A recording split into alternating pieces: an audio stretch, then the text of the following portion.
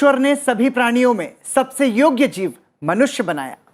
परोपकार ही एक ऐसा गुण है जो इंसान को सबसे अलग खड़ा करता है। पशु और पक्षी भी अपने ऊपर किए गए उपकार के लिए कृतज्ञ होते हैं। मनुष्य यानी हम इंसान तो विवेकशील प्राणी हैं। हमें पशुओं से 2 कदम आगे बढ़कर परोपकारी होना चाहिए। प्रकृति का कण कण हमें परोपकार की शिक्षा देता है। नदियां परोपकार के लिए बहती हैं, वृक्ष धूप सहकर हमें छाया देते हैं, सूर्य की किरणों से संपूर्ण संसार प्रकाशित होता है। वही चंद्रमा से शीतलता, समुद्र से वर्षा, पेड़ों से फल फूल सब्जियां, गायों से दूध और वायु से प्राण शक्ति हमें मिलती है। मनुष्य वही है जो दूसरों के लिए काम आए। परोपकार का सबसे बड़ा लाभ है आत्मसंतुष्टि। परोपकार निस्वार्थ भाव से किया जाता है, लेकिन इससे बदले परोपकारी प्राणी को वो संपत्ति प्राप्त हो जाती है जो लाखों रुपए देकर भी खरीदी नहीं जा सकती। वो संपत्ति है मन का सुख। परोपकार का अर्थ यानी दूसरों के लिए अच्छा करना, उनकी सहायता करना। और परोपकार की भावना इंसान को एक तरह से फरिश्ता बना देती है किसी न किसी के लिए। परोपकार के समान कोई धर्म नहीं और परोपकार ऐसा काम है जिससे शत्रु भी मित्र बन जाता है। हेलो इंडिया, मैं हूं प्रीति। हेलो इंडिया, मैं हूं पराक्रम।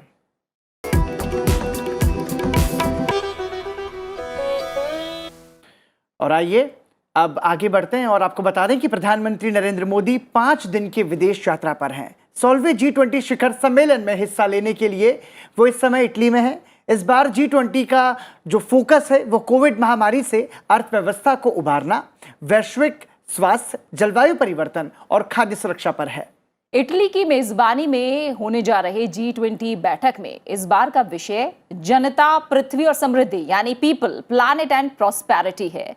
यह विषय यूएन के टिकाऊ विकास के एजेंडा 2030 पर आधारित है। G20 बैठक में हिस्सा लेने के बाद प्रधानमंत्री 1 नवंबर को ब्रिटेन के ग्लासगो में COP26 वर्ल्ड लीडर्स समिट में भी हिस्सा लेंगे और कार्बन स्पेस के समान वितरण समेत जलवायु परिवर्तन के मुद्दों पर बात रखेंगे। G20 शिखर सम्मेलन में हिस्सा लेने पहुंचे प्रधानमंत्री नरेंद्र मोदी ने पहले दिन इटली में कंसिलिये जोन ऑडिटोरियम में भारतीय समुदाय के लोगों से मुलाकात की।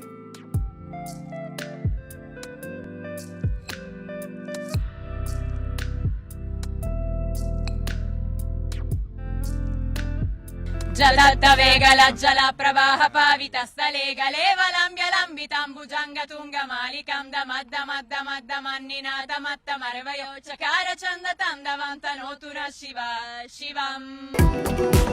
सभी की निगाहें आज होने वाली G20 समिट पर है, इस बैठक पर है। और G20 समूह के सदस्य देशों के जो राष्ट्राध्यक्ष और सरकारी प्रमुख हैं उनका शिखर सम्मेलन रोम में हो रहा है। प्रधानमंत्री नरेंद्र मोदी इस सम्मेलन में हिस्सा ले रहे हैं। G20 समिट 2021 का विषय है triple P, people, planet, prosperity. इसमें सदस्य देशों के नेता और समूह और कुछ और अंतरराष्ट्रीय और क्षेत्रीय संगठनों के प्रतिनिधि शिरकत करेंगे।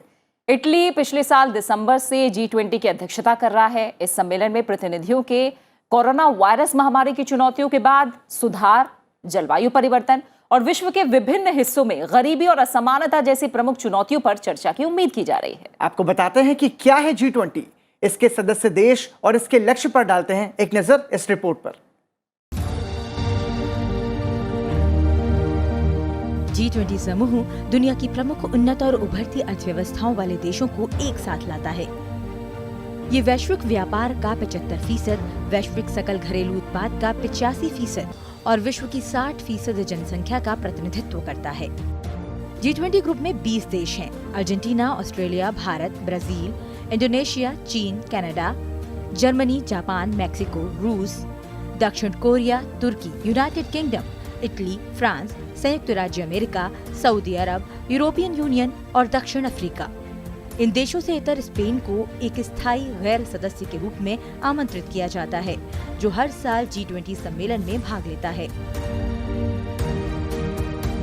G20 एक मंत्री स्तरीय मंच है। इसे G7 ने विकसित और विकासशील दोनों अर्थव्यवस्थाओं के सहयोग से स्थापित किया था। वर्ष 1999 में इसकी स्थापना हुई। इसमें वित्त मंत्रियों और केंद्रीय बैंक के गवर्नरों का सम्मेलन आयोजित किया जाता है। वर्ष 2008 के वित्तीय संकट के दौरान दुनिया ने उच्चतम राजनीतिक स्तर पर एक नए अंतर्राष्ट्रीय मंच की जरूरत को महसूस किया। इसके परिणाम स्वरूप ये निश्चय किया गया कि वर्ष में एक बार G20 राष्ट्रों के नेताओं की बैठक की जाएगी। G20 राष्ट्रों के वित्त मंत्री और केंद्रीय बैंक के गवर्नर वर्ष में 2 बार बैठक करते हैं और अंतर्राष्ट्रीय मुद्रा कोष के प्रतिनिधि भी भाग लेते हैं। सामान्यतः G20 समूह वैश्विक महत्व के मुद्दों के एक व्यापक एजेंडे पर ध्यान केंद्रित करता है। हालांकि बदलते परिदृश्य में ये अन्य महत्वपूर्ण मुद्दों पर भी ध्यान केंद्रित कर रहा है। इसमें रोजगार बाजार में महिलाओं की उन्नति, जलवायु परिवर्तन, आतंकवादी वित्त पोषण को अवरुद्ध करना और प्रमुख दवाओं तक बाजार की पहुंच मुख्य विषय हैं। केंद्रीय वाणिज्य एवं उद्योग मंत्री पीयूष गोयल G20 सम्मेलन में भारत के मुख्य वार्ताकार शेरपा होंगे। शेरपा G20 सदस्य देशों के नेताओं का प्रतिनिधि होता है जो सम्मेलन के एजेंडे के बीच समन्वय बनाता है। बिल्कुल, और इस बार G20 की बैठक पर सभी की निगाहें भी हैं क्योंकि 2020 में कोविड के चलते ये बैठक नहीं हो पाई। इस बार कोरोना महामारी के बाद उपजी जो चुनौतियां हैं और तमाम जो और बड़े मुद्दे हैं उन पर चर्चा में क्या निकल कर आता है, इस पर सबकी नजरें होंगी। साथ ही सदस्य देशों के साथ मिलकर आर्थिक, राजनीतिक और वैश्विक चर्चा के एजेंडे को लेकर यहाँ बात होती है। भारत 1 दिसंबर 2022 से G20 की अध्यक्षता करेगा और 2023 में पहली बार G20 लीडर्स समिट का आयोजन भी करेगा। और आइए अब हम आगे बढ़ते हैं और बात करते हैं एकता दिवस की। शक्ति के अभाव में विश्वास व्यर्थ है। विश्वास और शक्ति दोनों किसी भी महान काम को करने के लिए आवश्यक हैं। पानी के छोटे पुल गतिहीन और बेकार हो जाते हैं, लेकिन यदि वो एक बड़ी झील बनाने के लिए सभी एक साथ जुट जाएं, तो वातावरण ठंडा हो जाता है और सभी को इसका लाभ होता है। सरदार वल्लभ भाई पटेल के ये विचार आज भी लाखों लोगों को प्रेरित करते हैं। भारत के पहले उप प्रधानमंत्री और गृह मंत्री सरदार वल्लभ भाई पटेल की कल जयंती है। हर साल 31 अक्टूबर राष्ट्रीय एकता दिवस के रूप में मनाया जाता है।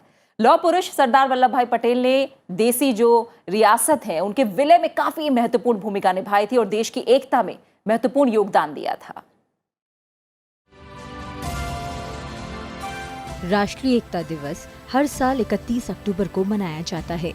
ये दिन भारत के लौह पुरुष सरदार वल्लभ भाई पटेल की जयंती से जुड़ा है। इसे मनाने की शुरुआत भारत सरकार ने साल 2014 में की थी। सरदार वल्लभ भाई पटेल ने भारत के स्वतंत्रता आंदोलन में और फिर देशी रियासतों के विलय में महत्वपूर्ण भूमिका निभाई थी।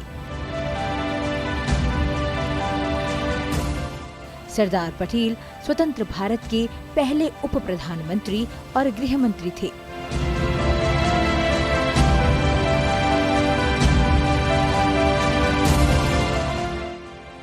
भारत जैसे जटिलताओं और विविधताओं से भरे देश में एकता बनाए रखना हमेशा चुनौती रही है और राष्ट्रीय एकता दिवस इस दिशा में किए गए राष्ट्रीय संकल्प का द्योतक है।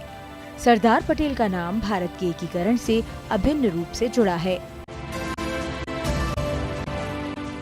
31 अक्टूबर 1875 को करमसंद गुजरात में जन्मे सरदार पटेल एक भरी पूरी वकालत त्याग कर महात्मा गांधी के नेतृत्व में भारतीय स्वतंत्रता आंदोलन से जुड़ गए थे। इसके अलावा इन्होंने गुजरात के बारदोली और खेड़ा में हुए किसान आंदोलन में बड़ी भूमिका निभाई थी। बारदोली सत्याग्रह के दौरान ही स्थानीय किसानों ने इनकी मेधा, नेतृत्व क्षमता को देखते हुए सरदार की उपाधि से नवाजा था। 1947 से 49 के दौरान भारत की 500 से अधिक रियासतों को मिलाकर आधुनिक भारत के शिल्प के सरदार थे वल्लभ भाई पटेल। सरदार पटेल की स्मृति में भारत सरकार ने गुजरात में नर्मदा नदी के पास केवड़िया में इनकी विशाल मूर्ति का निर्माण किया, जिसका उद्घाटन 31 अक्टूबर 2018 को प्रधानमंत्री नरेंद्र मोदी ने किया। इसे स्टैचू ऑफ यूनिटी कहा जाता है, जो इनके संघर्षों, बलिदानों और योगदान को अनंत काल तक प्रासंगिक रखेगी। इनकी जन्म शताब्दी 31 अक्टूबर 1975 को सरकार ने एक खास डाक टिकट जारी किया और वर्ष 1991 में इन्हें भारत रत्न से नवाजा गया। प्रत्येक भारतवासी इनको कोटिशः नमन करता है। तो सरदार वल्लभ भाई पटेल लौह पुरुष के नाम से उनका सम्मान हम सभी करते हैं और 31 अक्टूबर यानी कि कल जो है उन्हें याद करने का फिर से दिन है। बिल्कुल, और आइए अब हम अपने अगले सेगमेंट की तरफ बढ़ते हैं और आज हम आपके लिए लेकर आ रहे हैं अपना खास सेगमेंट टेक क्लास। टेक्नोलॉजी की बात करें या फिर नई तकनीक के बारे में बात करें पराक्रम, तो हमेशा और खासकर जो अब यंगर जनरेशन है, जो नई जनरेशन है, वो हमेशा उत्सुक रहती है कि नई टेक्नोलॉजी क्या है उसके बारे में ज़्यादा से ज़्यादा जाने। ये हमारे काम को आसान और बेहतर बनाती है, इसलिए हम हर शनिवार आपको दिखाते हैं अपना ये खास सेगमेंट और लेकर जाते हैं आपको तकनीक की दुनिया में। टेक्नोलॉजी का विस्तार अब अगले पड़ाव की ओर बढ़ चुका है। अब टेक्नोलॉजी की परिभाषा स्मार्टफोन, टीवी या स्मार्ट वॉच तक सीमित नहीं रह गई है। इसकी जगह अब इंटरनेट ऑफ थिंग्स ने ले ली है। इंटरनेट ऑफ थिंग्स नेटवर्किंग को कहा जाता है और इस नेटवर्किंग में आपके उपयोग के सभी गैजेट्स और इलेक्ट्रॉनिक डिवाइसेस एक दूसरे से कनेक्ट होते हैं। ये टेक्नोलॉजी बेहद उपयोगी और कामगार है। टेक्नोलॉजी ने हमारी रोजमर्रा की जिंदगी को कितना आसान बना दिया है, ये तो आप सभी जानते हैं। यह टेक्नोलॉजी भी वही करती है। इंटरनेट ऑफ थिंग्स किस तरह की नेटवर्किंग करता है, आइए आपको बताते हैं। टेक्नोलॉजी आज हमारी जिंदगी का एक अहम हिस्सा है। हमारा उठना, बैठना, खाना, पीना, रोजमर्रा की हर जरूरतों से लेकर घर हो या बाजार, ऑफिस हो या बिजनेस, टेक्नोलॉजी कदम कदम पर हमें सपोर्ट कर रही है। ऑटोमेशन के जमाने में दरवाजे, लाइट, पंखे या आपके गैजेट्स आपके एक इशारे पर काम कर रहे हैं और कई बार तो आपको गाइड कर रहे हैं। आखिर कैसे हो रहा है ये सब? कंप्यूटर और इंटरनेट के साथ ऐसी कई चीजें जुड़ी होती हैं जिनका हम इस्तेमाल तो करते हैं, लेकिन उनके बारे में हमें पता नहीं होता। तकनीक की दुनिया से जुड़ी एक ऐसी ही चीज है internet of things. Internet of things यानी कि IoT एक नेटवर्किंग टेक्नोलॉजी है जिसका इस्तेमाल सभी गैजेट्स और इलेक्ट्रॉनिक उपकरणों को इंटरनेट के जरिए आपस में जोड़ने के लिए किया जाता है। इस तकनीक से जोड़े गए सभी स्मार्ट डिवाइसेस पलक झपकते एक दूसरे से डेटा शेयर करते हैं। IoT की सहायता से आप अपनी डिवाइस को एक साथ कनेक्ट कर सकते हैं और कहीं से भी उन पर कंट्रोल कर सकते हैं। तो कैसे काम करता है इंटरनेट ऑफ थिंग्स? एक IoT system sensor, connectivity, data processing और यूजर इंटरफेस जैसी कई टेक्नोलॉजीज को एक साथ जोड़कर काम करता है। सबसे पहले सेंसर अपने आसपास से डेटा कलेक्ट करता है, जिसे सेल्यूलर, सैटेलाइट, वाईफाई या ब्लूटूथ के जरिए सर्वर या क्लाउड स्टोरेज पर भेजा जाता है। क्लाउड सॉफ्टवेयर डेटा की प्रोसेसिंग करता है और उसका विश्लेषण करने के बाद आपको सटीक जानकारी भेजी जाती है। तो क्या है इंटरनेट ऑफ थिंग्स के फायदे? IoT की दुनिया में सब कुछ बेहद आसान है। इस तकनीक की मदद से हम अपने जीवन के रोजमर्रा के कामों पर अपना कंट्रोल रख सकते हैं। इसे आप ऐसे समझिए, आप घर में नहीं हो तो भी अपने घर के कई उपकरणों को एक साथ इंटरनेट की मदद से जोड़कर कहीं से भी उनको ऑन या ऑफ कर सकते हैं। अगर आपकी गाड़ी में कोई खराबी आती है तो इसकी जानकारी उस गाड़ी बनाने वाली कंपनी के पास इस तकनीक की मदद से चली जाएगी, जिसके बाद कंपनी आपको आपकी गाड़ी में हुई खराबी के बारे में जानकारी देगी। IoT की मदद से सड़कों पर आपकी गाड़ी ट्रैफिक रूल्स को फॉलो करेगी। ये ऑटोमेशन सिर्फ IoT ग्राहकों तक ही सीमित नहीं है, बल्कि आज IoT तकनीक स्मार्ट शहर, स्मार्ट घर, चिकित्सा क्षेत्र से लेकर कृषि, उद्योग और दूसरे बड़े क्षेत्रों में तेजी से इस्तेमाल किया जा रहा है। IoT प्लेटफॉर्म पर आपको इस बात का ख्याल रखना है कि आप अपने सिक्योरिटी सिस्टम का पूरा ध्यान रखें और उसे पुख्ता रखें। तो हमारी सहयोगी अमृता चौरसिया समझा रही थी इंटरनेट ऑफ थिंग्स के बारे में। वाकई में प्रीति, जिस तरीके से टेक्नोलॉजी बदल रही है लगातार, उसमें हम देख रहे हैं रोज नए एक्सपेरिमेंट्स होते हैं और बहुत कुछ सीखने को मिलता है। इसलिए हम आपके लिए टेक्नोलॉजी के बारे में हर बारीकी आप तक पहुंचे, और कई लोग हैं जो टेक्नोलॉजी के नाम से डर भी जाते हैं कि कैसे सीखेंगे, क्या होगा इसमें। इसलिए हम आसान शब्दों में टेक क्लास के जरिए आपको नई नई तकनीक की जानकारी दे रहे हैं। और ठंड ने दस्तक दे दी है और सर्दी के साथ ही प्रवासी परिंदे हमारे देश का रुख करते हैं। 7 समंदर का सफर तय कर शहर में घर बसाने के लिए प्रवासी पक्षियों ने आना शुरू कर दिया है।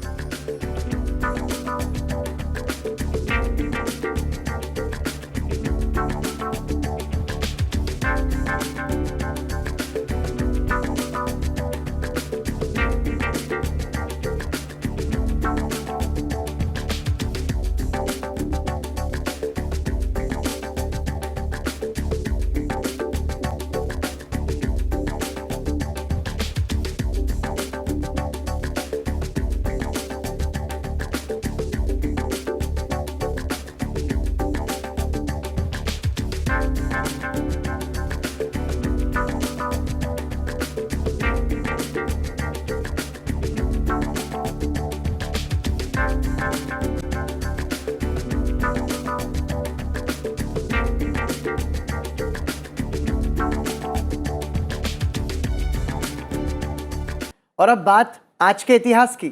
आइए जानते हैं आज के दिन से जुड़े इतिहास के बारे में और आपको बताते हैं कि इतिहास के पन्नों में 30 अक्टूबर के नाम क्या खास और बड़ी घटनाएं दर्ज हैं। 30 अक्टूबर वर्ष 1883 को महर्षि स्वामी दयानंद सरस्वती का निधन हुआ।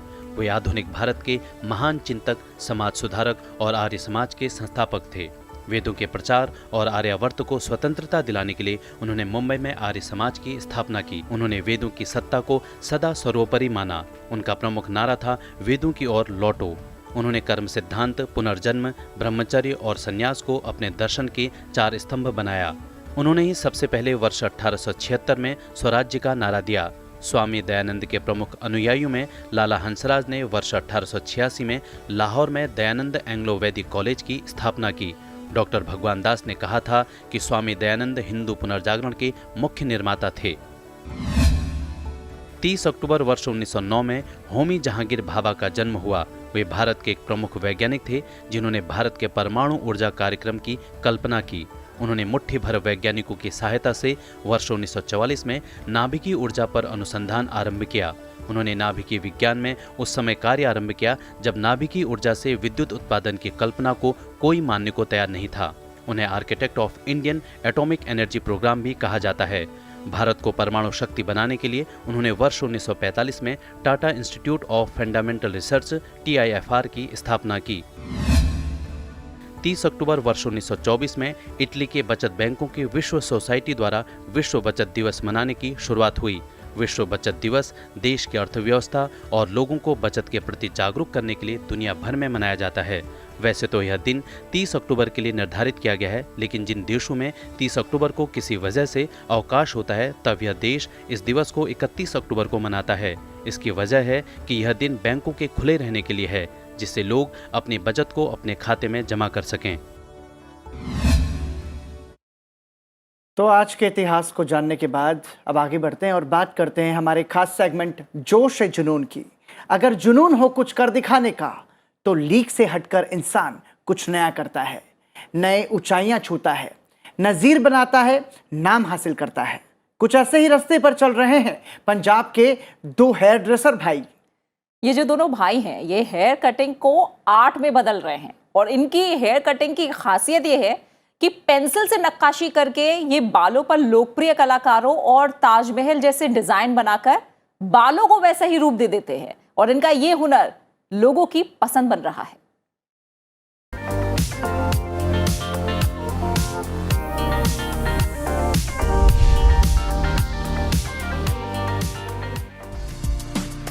कला का नायाब नमूना ताजमहल तो आपने देखा ही होगा, लेकिन अपने सर पर ताजमहल लेकर घूमना कुछ अलग ही स्टाइल है जनाब।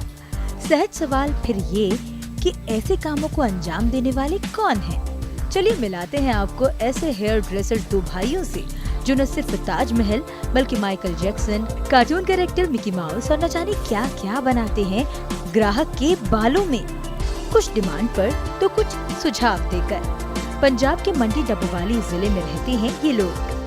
हमने कैरेक्टर के विराट कोहली, सचिन और Dhoni, Dan Bilzerian, Rock, Ronaldo, Ajay Devgan, Hrithik Roshan और हमने ताजमहल भी बना दिया। 31 साल के गुरविंदर सिंह अपने छोटे भाई के साथ सर के बालों को आर्ट वर्क में बदलने का हुनर रखते हैं। कैसे होता है ये सब, आइए समझते हैं।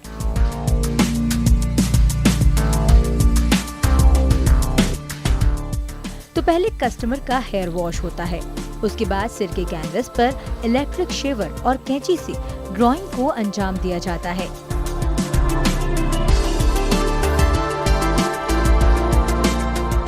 ड्राइंग की फाइनल डिटेलिंग के लिए ये पेंसिल का इस्तेमाल करते हैं।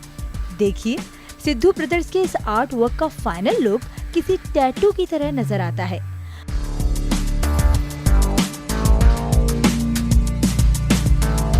वैसे किसी कठिन चित्र को बनाने में इन्हें 4 घंटे तक लग जाते हैं, तो आसान चित्र सिर्फ 1 घंटे में भी पूरे हो जाते हैं। अक्सर इस क्रिएटिव वर्क की फीस 1500 से 2000 रुपए के बीच होती है।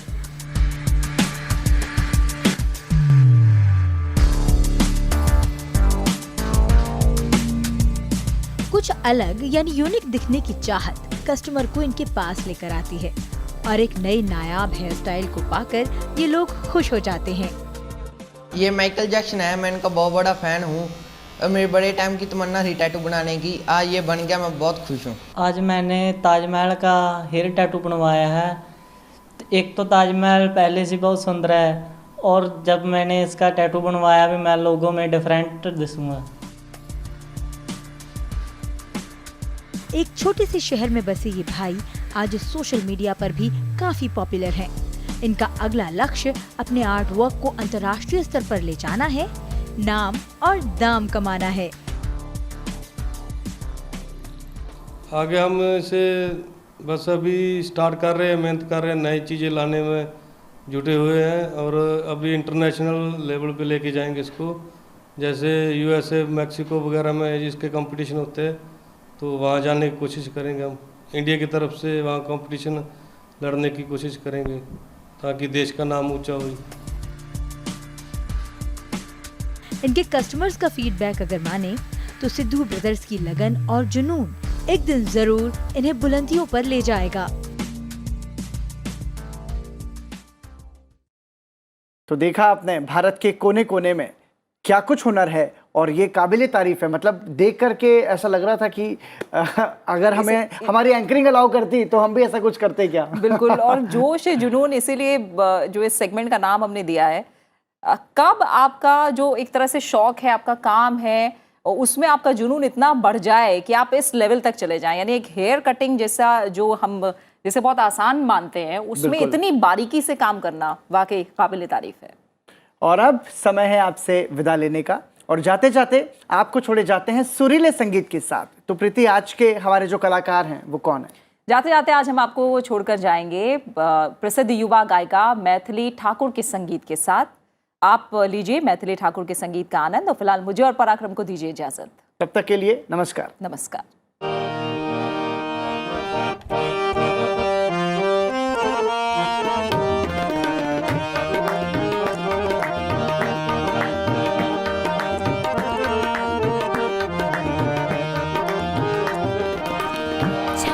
तिलक सब छीनी रे मोसे नैना मिलाई के, छाप तिलक सब छीनी रे मोसे नैना मिलाई के, नैना मिलाई के, नैना मिलाई के, नैना मिलाई के, नैना मिलाई के, बात गजब कह दी रे मोसे नैना मिलाई के, बात गजब कह दी रे मोसे नैना मिलाई के, छाप तिलक सब छीनी रे मोसे नैना मिलाई के, लाल मेरी पत रखियो बला झूले लालण, सिंदड़ी दा सेवड़ दा, सिंदड़ी दा सेवड़ दा, सखी शाबाश कलंदर, दमादम मस्त कलंदर, अली दा पहला नंबर, दमादम मस्त कलंदर, हो लाल मेरी पत रखियो बला झूले लालण, सिंदड़ी दा सेवड़ दा, सिंदड़ी दा सेवड़ दा, सखी शाबाश कलंदर, दमादम मस्त कलंदर, अली दा पहला नंबर, दमादम मस्त कलंदर, हो लाल मेरी चार चराग तेरे बनण हमेशा, चार चराग तेरे बनण हमेशा, चार चराग तेरे